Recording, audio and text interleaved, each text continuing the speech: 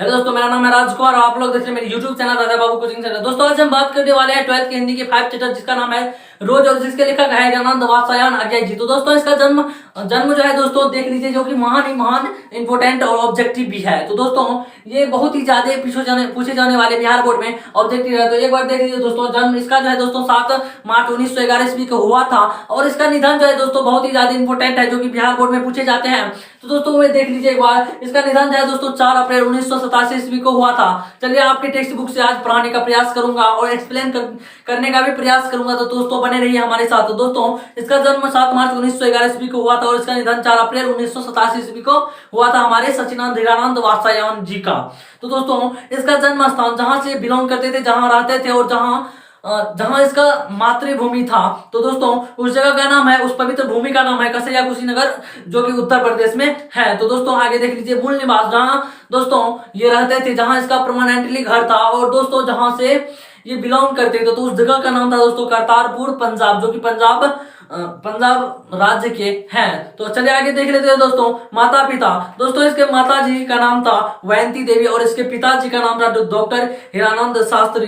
दोस्तों इसके पिताजी जो थे प्रख्यात पुरातत्ववेत्ता थे। और आगे देख लीजिए दोस्तों, शिक्षा, दोस्तों इसके शिक्षा जो है प्रारंभिक 4 साल लखनऊ में घर पर हुई थी।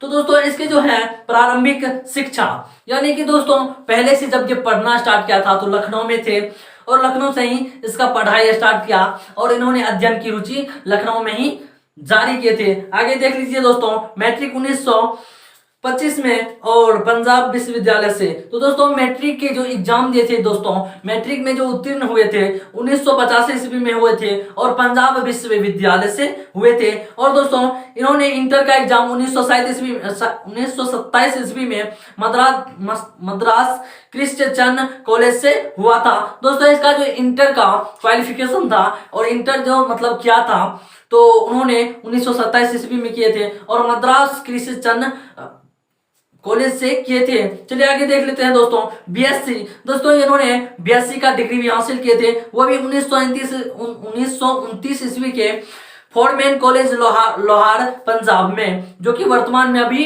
पाकिस्तान में है। तो दोस्तों आगे देख लेते हैं एमए, दोस्तों इन्होंने एमए किए थे अंग्रेजी पूर्वार्ध से। दोस्तों इसका मतलब है कि वो अंग्रेजी ही उसका मेन सब्जेक्ट था एमए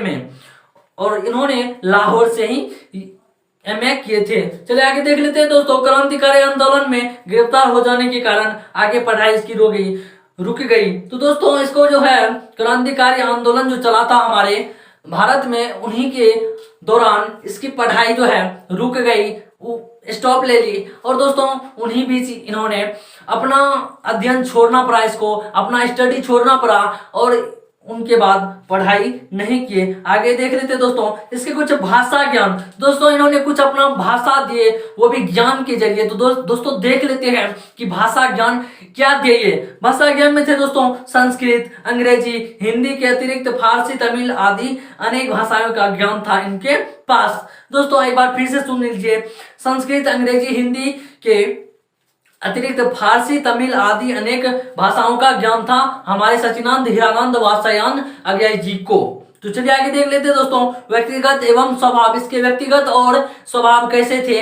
हमारे सचिनानंद जी का। तो दोस्तों देख लीजिए, सुंदर, लंबा, गठीला शरीर, इसके शरीर जो था दोस्तों सुंदर थे, लंबा था और जो है गठीला था। तो चलिए आगे देख लेते हैं दोस्तों, रुचि, सुव्यवस्था एवं अनुशासन प्रियता, एकांत प्रियता, अंतर्मुखी स्वभाव। दोस्तों इसके स्वभाव कुछ इस प्रकार थे कि वो बहुत ही व्यवस्थापक आदमी थे, बहुत ही अनुशासन प्रिय थे और एकांत में रहने वाले थे, यानी कि बहुत ही शांत स्वभाव के हमारे सचिनानंद जी थे। चलिए आगे देख लेते दोस्तों, आगे हैं गंभीर एवं चिंतनशील मितभाषी थे, मतलब दोस्तों ये गंभीर रूप से सोचने वाले व्यक्ति थी, बहुत ही ज्यादा मतलब कोई चीज पे चिंतन करते थे, कोई चीज को गंभीर रूप से लेते थे, कोई चीज को पूरा मतलब अपना तरीका से सोच के अपना चिंतन करते थे। तो चलिए आगे देख लेते दोस्तों। अपने मौन एवं मित भाषण के लिए प्रसिद्ध थे दोस्तों। इन्होंने मौन, मौन का अर्थ है दोस्तों नहीं, उतना ज्यादा समय पर ही बोलना। एक ही अर्थ में दोस्तों, एक ही शब्द में हो गया, आप जब समय लगता है तभी बोलना, उसी को कहते हैं मौन रहना। समझ ही गए होंगे कि क्या कहना चाहता हूं मैं, कि सब जब आपको काम हो तभी बोलना, उसी को कहते हैं मौन होना। चलिए आगे देख लेते दोस्तों। मित भाषण मतलब अच्छे से भाषण देना, अपना अच्छा क्वालिफिकेशन के जरिए किसी के भाषण को सुनना एवं देना। तो चलिए आगे देख लेते दोस्तों। पिताजी का तबादला होते रहने के कारण लखनऊ, कश्मीर, लाहौर, पटना, मद्रास आदि स्थानों पर उनके साथ रहने और परिभ्रमण का संस्कार बचपन में ही मिल गया दोस्तों। इसके पिताजी जो थे तबादल थे, यानी कि एक जगह से दूसरे जगह जाने वाले व्यक्ति थे। तो इन्हीं के कारण इनको घूमना बच्चे से ही संस्कार में आ गया था, घूमने में इसको इंटरेस्ट आ गया था, घूमने में इसको अच्छा लगने लगा था। इसी के कारण दोस्तों इसके संस्कार में ही बन गए, हमारे जो सचिदानंद जी थे उसके संस्कार में ही बन गए घूमना, एक जगह से दूसरे जगह जाना, बहुत ही अच्छा लगा। तो चलिए आगे देख लेते दोस्तों। इसके अभिरुचि यानी किस चीज में इसकी रुचि थे, अभिरुचि इसके किस चीज में थे। तो चलिए आगे देख लेते दोस्तों। आगे दोस्तों बागवानी, पर्यटन, अध्ययन आदि के अलावा दर्जनों प्रकार के पेशेवर कार्यों में दक्षता। जो इसके दोस्तों थे कुछ रुचि इस प्रकार थे, बागवानी और पर्यटन, अध्ययन। अर्थात दोस्तों कहने का अर्थ है, बागवानी का अर्थ होता है बाग वगैरह सब लगाना, और दोस्तों अध्ययन, अध्ययन का तो अर्थ समझ ही गए होंगे, पढ़ने में रुचि थे इसको बहुत ज्यादा। तो आगे देख ले दोस्तों। फोटोग्राफी, हस्तकला, शिल्प आदि में पारंगता। इसको फोटोग्राफी यानी कि फोटो खींचने का बहुत ही ज्यादा शौक था। तो दोस्तों और हस्तकला, मतलब जो होता है आर्ट, जिसको हम आजकल आर्ट के जरिए जानते हैं, कोई आर्ट करता है, कोई चित्र वगैरह सब बनाता है, तो इसी को कहते हैं हस्तकला, यानी हाथ से जो कला दिखाते हैं, अपना हाथ से जो आर्ट दिखाते हैं, उसी को कहा जाता है हस्तकला। तो चलिए दोस्तों आगे देख लेते हैं।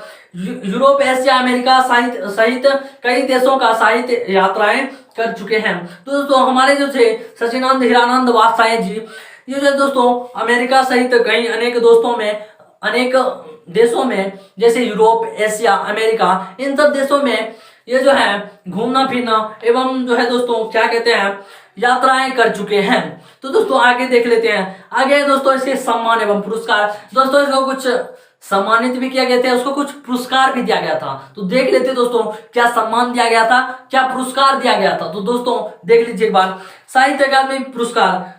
तो दोस्तों साहित्य अकादमी एक पुरस्कार है जो कि हमारे लेखक महोदय सचिदानंद हीरानंद वात्स्यायन जी को दिया गया था। और भारतीय ज्ञानपीठ और सुगा का अंतरराष्ट्रीय स्वर्णमाला आदि पुरस्कार। सुगा का अर्थ होता है दोस्तों युगोस्लाविया।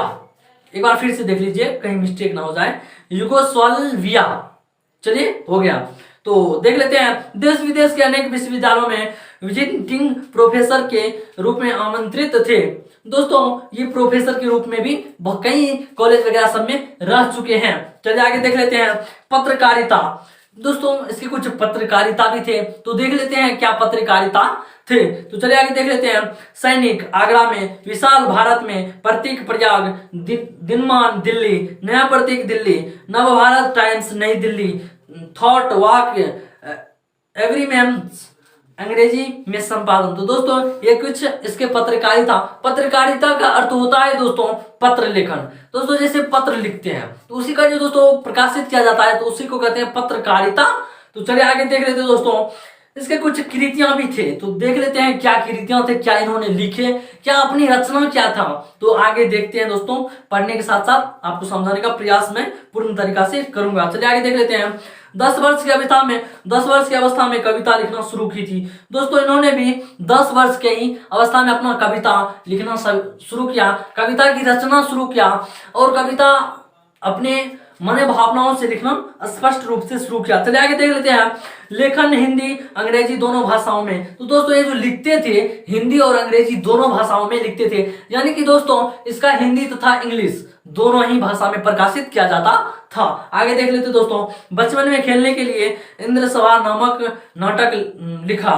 दोस्तों इन्होंने बचपन में खेलने के लिए एक नाटक ही लिख दिया जिसका नाम था इंद्र सभा। ये भी क्वेश्चन आपको बिहार बोर्ड में पीछे पूछे जाने की बहुत ज्यादा संभावना बनी रहती है, इसीलिए दिमाग में रख लीजिए और कुछ नहीं। चलिए आगे देख लेते हैं। घर में एक हस्तलिखित पत्रिका आनंद बंधु निकालते थे।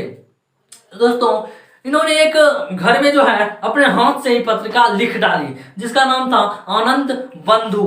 चलिए आगे देख लेते हैं। 1924 से 1925 के बीच में अंग्रेजी में एक उपन्यास लिखा था। दोस्तों 1924 और 1925 के बीच इन्होंने खुद से ही एक उपन्यास लिख डाला।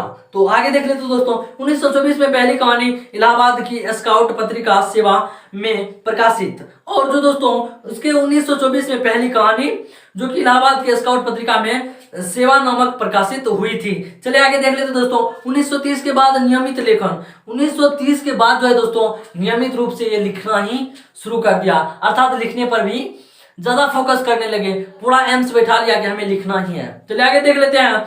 विपथगा, जय दोल, ये तेरे प्रतिरूप, छोड़ा हुआ रास्ता, लौटती पगडंडी आदि कहानी संकलन। दोस्तों इन्होंने विपथा, जय दोल, ये तेरे प्रतिरूप, छोड़ा हुआ रास्ता, लौटती हुई पगडंडी आदि कहानी संकलन किए थे हमारे हिरानंद वात्स्यायन जी। चलिए आगे देख लेते दोस्तों। शेखर, दोस्तों इसके कुछ शेखर वगैरह से भी थे, एक बार देख लीजिए। एक जीवनी जो कि प्रथम भाग 1941 में प्रकाशित हुई थी और द्वितीय भाग 1944 ईस्वी में प्रकाशित हुई थी, और दूसरा जो है दोस्तों इसके शेखर नदी के द्वीप जो कि 1952 में प्रकाशित हुई थी, और दोस्तों तीसरा जो है अपने अपने अजनबी जो कि 1961 में प्रकाशित हुई थी, और जो है दोस्तों सभी उपन्यास उत्तर प्रदर्शी 1967 में प्रकाशित हुई थी। और दोस्तों इनके कुछ जो उत्तर प्रदर्शी थे वे एक नाटक थे। और दोस्तों आगे देख लेते हैं। भग्नधुंद चिंता, इत्रल्यम, हरि वास पर क्षण भर, बावड़ा अहेरी, आंगन के पार, द्वारा कितनी नाव में कितनी बार सदा निरा, ऐसा कोई घर आपने देखा हुआ। कहने का अर्थ है दोस्तों जो इसके चिंता वातायन वगैरह जो है ये जो थे कई चिंतन मन थे, मतलब चिंताशील था कि इतना अजीब उपन्यास सब वगैरह सब लिखते थे। चलिए आगे देख लेते दोस्तों। आगे कुछ इस प्रकार है कि ऐसा कोई घर आपने देखा है आदि कविता संकलन। अरे यायावार रहेगा, इसका कहने का अर्थ है दोस्तों अरे यायावार रहेगा याद 1953 जो कि लिखे थे।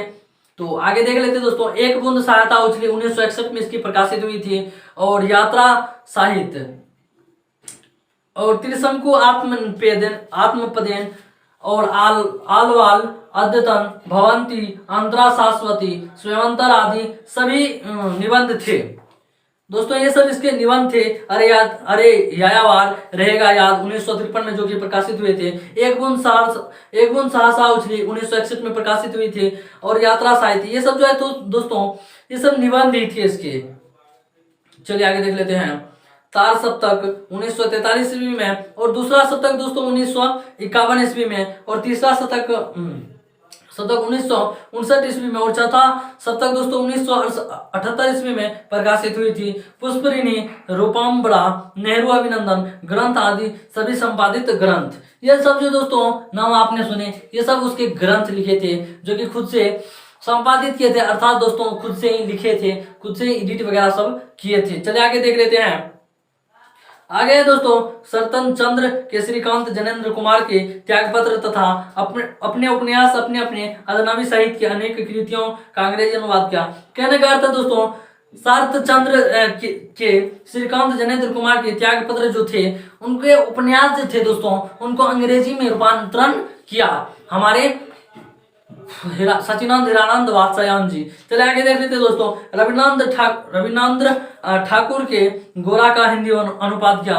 दोस्तों रविन्द्र ठाकुर के जो गोरा थे उसका अनुवाद इन्होंने हिंदी रूपांतरण में किया था। चले आगे देख लेते दोस्तों। आगे दोस्तों सचिनानंद हिरानंद वात्स्यायन आगे हिंदी के आधुनिक साहित्य के एक प्रमुख प्रतिभा थे। कहने का अर्थ है दोस्तों हमारे जो लेखक महोदय है सचिनानंद हिरानंद वात्स्यायन आगे जी, उन्होंने दोस्तों हिंदी के आधुनिक साहित्य के एक प्रमुख प्रतिभा थे। चलिए आगे देख लेते दोस्तों। वे आधुनिक साहित्य के एक प्रमुख कवि, कथाकार, विचारक एवं पत्रकार थे। कहने का अर्थ है दोस्तों कि वे जो थे आधुनिक साहित्य हिंदी के एक प्रमुख कवि और कथाकार, विचारक एवं पत्रकार के रूप में हमारे बीच उपस्थित रह चुके हैं। चलिए आगे देख लेते हैं। साहित्य की अनेक विधाओं, यात्रा साहित्य, आलोचना, डायरी आदि में भी उनका अवदान महत्वपूर्ण है। दोस्तों यहाँ से आपके लिए एक क्वेश्चन उठ के आया है। कहने गया था दोस्तों उसके कुछ साहित्य थे, साहित्य के अनेक विधाओं में यात्रा साहित्य। दोस्तों ये आपको पूछे जा सकते हैं कि आलोचना, डायरी आदि भी उनका अवदान महत्वपूर्ण है। तो दोस्तों ये जो है आलोचना, डायरी, ये दोनों जो हो गया आपको यात्रा साहित्य हो गया हमारे अज्ञाई जी का। चलिए आगे देख लेते दोस्तों। उन्होंने विशाल साहित्य की रचना की और जिसमें वस्तु, भाव, भाषा, शिल्प आदि के धरातल पर प्रयोगों और नवाचारों की बहुलता दी। कहने का अर्थ है दोस्तों कि जब उन्होंने विशाल साहित्य की रचना की तो भाषा शैली पे विशेष रूप से अपनी संपादन की। चलिए आगे देख लेते दोस्तों। आगे दोस्तों साहित्य के लेखन के अतिरिक्त संपादन, निर्देश, अभिप्रेरण, परिसंवाद, भाषण आदि द्वारा उन्हें अपने सार्वजनात्मक को विस्तार दिया। कहने का अर्थ है दोस्तों कि जो हमारे लेखक महोदय जी थे, उन्होंने निर्देशन, अभिप्रेरण, परिसंवाद, भाषण पर उन्होंने सृजनात्मक विस्तार दिए थे। चलिए आगे देख लेते दोस्तों। उनमें युग का प्रतिनिधित्व करने वाली संगठनिक क्षमताओं से युग नेतृत्वकारी प्रतिभा और रचनात्मक कर्मठता थी। अज्ञाई जी का जीवन और साहित्य जो घनिष्ठ रूप से परस्पर संपृष्ट है, विशेष व्यक्तित्व से संपन्न एवं वैविध्यपूर्ण स्वाधीनता आंदोलन, उग्र और विद्रोही विचारधारा वाले एक क्रांतिकारी रूप में उनकी भूमिका रह गई है। कहने का अर्थ है दोस्तों हमारे जो अज्ञाई जी थे उनका जो है दोस्तों कुछ जो था अपना लाइफ स्टाइल उनका, दोस्तों उन्होंने आंदोलन के उग्र और विद्रोही विचारधारा के रूप में अपना लाइफ स्टाइल गुजारे। चलिए आगे देख लेते दोस्तों। कारावास और जेल या यातनाएं भी उन्हें सहनी पड़ी। कहने का अर्थ है दोस्तों उन्होंने कुछ कारावास भी सहे थे और जेल भी सहे थे। कहते हैं दोस्तों कुछ गिरने के लिए, कुछ उठने के लिए कुछ गिरना भी पड़ता है। तो इसीलिए दोस्तों इन्होंने जितना गिरा उतना ही सक्सेस किए, आज हमारे नोटबुक में है। तो दोस्तों समझ ही गए होंगे। चलिए आगे देख लेते हैं। द्वितीय महायुद्ध के दौरान उन्होंने सेना में नौकरी की थी। और दोस्तों द्वितीय जो हमारे महाविश्व युद्ध हुए थे उनके दौरान जो है दोस्तों उन्होंने सेना में भी अपनी भूमिका निभाई, उन्होंने नौकरी की सेना में। चलिए आगे दिखाते हैं, पढ़ते हैं। वे आजीवन सैलानी रहे, रोमांचक यात्राओं करना उनका स्वभाव और शौक था। हिंदी में शायद ही ऐसा कोई लेखक कलाकार हो जिसका अज्ञाई की तरह परस्पर और संबंध 20 तरह के कार्यों में पेशेवर दक्षता हो। तो प्रतिभा, रुचि और शौक के अभिप्रेमित विविधता के कारण उनके व्यक्तित्व में विशेष प्रकार का विस्तार, गहराई, विविधता और एकान्विष्टित संगठनित हुई और वे विलक्षण लेखक बन गए। कहने का अर्थ है दोस्तों कहने का अर्थ है कि गहराई, विविधता और अनेक प्रकार के जो इसके मंथन थे, दिमाग का जो चिंतन था, उसके कारण उन्होंने एक बहुत ही विलक्षण, बहुत ही विशाल लेखक बन गए। तो आगे देख लेते दोस्तों। कथा साहित्य में प्रेमचंद और जयशंकर प्रसाद के बाद आए महत्वपूर्ण क्रांतिकारी परिवर्तन में अज्ञाई की भूमिका निर्णायक रही। कहने का अर्थ है दोस्तों कथा साहित्य प्रेमचंद और जयशंकर प्रसाद के बाद उनके ही स्थान थे क्रांतिकारी परिवर्तन अज्ञाई की भूमिका में। तो चलिए आगे देख लेते दोस्तों। कहानी को महज किस्सा, आख्यान और इतिवृत्त धरातल से ऊपर उठाकर एक कसे हुए अंत गुरफित कलात्मक रूप और तौर पर उभारने वाले अज्ञाई अग्रणी थे। तो दोस्तों उसका जो था कहानी महज किस्सा की तरह सुनने में लगता है और आख्यान के रूप में बहुत ही ज्यादा व्यक्तित्व से जुड़ा रहता है। तो दोस्तों समझ ही गए होंगे उसका कहानी बहुत ही रोमांचक है, बहुत ही पढ़ने में अच्छा लगता है। तो आगे देख लेते हैं दोस्तों। इसके साथ बौद्धिकता, नैतिकता, वैचारिक सजगता और कलात्मक भी अज्ञाई ने हिंदी कथा में जोड़ी। कहने का अर्थ है दोस्तों हमारे जो नैतिक जीवन है और नैतिक, वैचारिक है, सहजता है और कलात्मक है, हमारे अंदर जो कला है उसको भी अपना कथा के जरिए जोड़ दिए हैं। तो आगे देख लेते दोस्तों। अज्ञाई ने हिंदी के भावी विकास का प्रारूप अपनी कहानी द्वारा प्रस्तुत किया। बिना अज्ञाय की कहानी नई कहानी की कल्पना नहीं की जा सकती है। कहने का अर्थ है दोस्तों, जो भी हमारे लेखक महोदय कहानी का जो तैयारी करते हैं बिना अज्ञाय जी के नए कहानी का संपादन करना संभव नहीं है, कल्पना नहीं के बराबर की जा सकती है। तो समझ गए होंगे। अज्ञाय के द्वारा ग्रेगिन शीर्षक से 1934 में लिखी गई कहानी यहाँ प्रस्तुत है। अज्ञाय के द्वारा जो हमारे ग्रेगिन शीर्षक थे जो कि 1934 में अपना कहानी प्रस्तुत किया, वे एक है। बाद में इसका शीर्षक लेखक के द्वारा रोज कर दिया।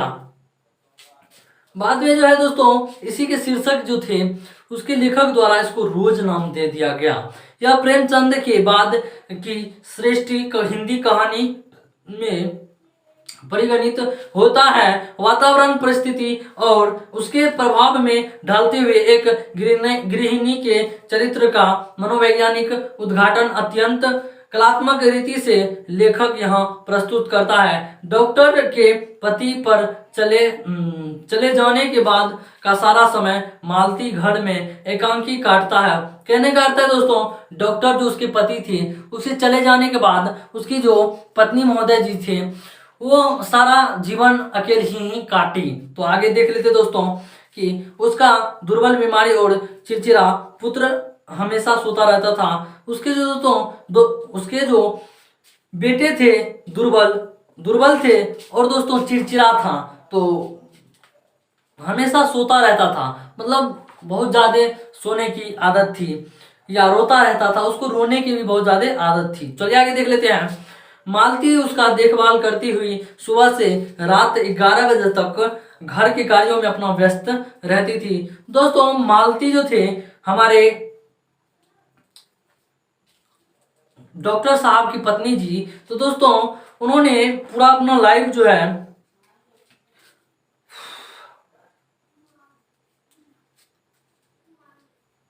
सुबह से रात 11 बजे तक अपने कामों में ही व्यस्त रहती थी। और दोस्तों जो भी उसका टाइम बचता था वो अपने पुत्रों के योगदान में देते थे। समझ ही गए होंगे पुत्र क्या चीज है, एक माँ से जाके पूछिए। चलिए आगे देख लेते हैं। उसका जीवन उब और उदासी के बीच यंत्रवत चल रहा है। किसी तरह मनोविनोद उल्लास उसके जीवन में नहीं रह गए, जैसे वो अपने जीवन को भार ढोने में ही घुल रही है। कहने का अर्थ है दोस्तों, हमारे जो डॉक्टर महोदय की पत्नी थी मालती जी, दोस्तों उसके मनोविनोद और उल्लास के जीवन खत्म ही मानो हो गई है। तो आगे देख लेते हैं। प्रसंग वश मध्यवर्गीय भारतीय समाज में घरेलू स्त्री के जीवन और मनोदशा पर लेखन अपनी सहानुभूति मानवीय दृष्टि केंद्रित करता है। तो कहने का अर्थ है दोस्तों, हमारे जो भारतीय समाज के घरेलू स्त्री हैं उस पर अपनी मनोदशा हमारे लेखक महोदय जी अपना दर्शाते हैं, अपना प्रकट करते हैं। और क्या आगे देख लेते हैं। कहानी के गर्भ से अनेक सामाजिक प्रश्न विचुरांतजक रूप में पैदा लेती है। कहने का अर्थ है दोस्तों, कहानी जब गर्भ में ही रहती है तभी अनेक प्रकार के क्वेश्चन सब उठने लगता है, रचनात्मक क्वेश्चन सब उठने लगता है। तो दोस्तों कुछ हमारे विजय मोहन सिंह का एक थोड़ा सा कोटेशन है, तो देख लेते हैं क्या कोटेशन है, जो कि आपकी टेक्स्ट बुक के नीचे में दिया है। तो देख लेते हैं ये हेडलाइन में क्या हुआ है। इसीलिए तो रोज अज्ञाय की सर्वाधिक चर्चित कहानी है। कहने का अर्थ है दोस्तों, रोज जो है जो हमारे सचिनानंद हीरानंद वात्स्यायन जी के लिखे हुए हैं, तो ये कहानी जो है दोस्तों बहुत ही सर्वाधिक चर्चित है। तो सर्वाधिक अर्थ होता है सामाजिक चर्चित है, बहुत से लोग इसे पसंद करते हैं इस कहानी को। आगे देख लेते दोस्तों, क्योंकि इसमें संबंधों की वास्तविकता और एकांत व्यक्तित्व अनुभूतियों से अलग ले जाकर सामाजिक संदर्भ में देखा गया है। तो दोस्तों इसके जो संबंध है वास्तविक और सामाजिक रूप से बहुत ही अच्छी तरह से संदर्भ में मिलती जुलती है। तो समझ ही गए होंगे कि बहुत ही सामाजिक तरह के रोज कहानी है। तो ये एक बार जरूर पढ़िएगा। मध्यवर्गीय की पारिवारिक एकरसता को जितनी मार्मिकता से कहानी व्यक्त कर सकी है वह उस युग को कहानियों में विरल करती है। तो कहने का अर्थ है दोस्तों, मध्यवर्गीय जो परिवार है तो उसी के बारे में बहुत ज्यादा चर्चा की गई है। तो दोस्तों समझ ही गए होंगे कि ये मध्य वर्गीय परिवार पर कहानी बनाया गया है, हमारे रोज कहानी। तो दोस्तों आज के लिए बस इतना ही, मिलेंगे एक नेक्स्ट वीडियो में एक नए टॉपिक के साथ। इसका सेकेंड पार्ट बहुत जल्द ही आपको अपलोड मिल जाएगा, रोज कहानी, जिसमें कि आपको इससे बेटर तरीका से मैं कोशिश करूंगा कि एक्सप्लेन करके समझाया जाएगा। तो दोस्तों थोड़ा बहुत गलती सबसे होता है, अभी नया हूं, सीखने का मौका दीजिए। ओके दोस्तों, हमारे साथ जुड़े रहने के लिए धन्यवाद।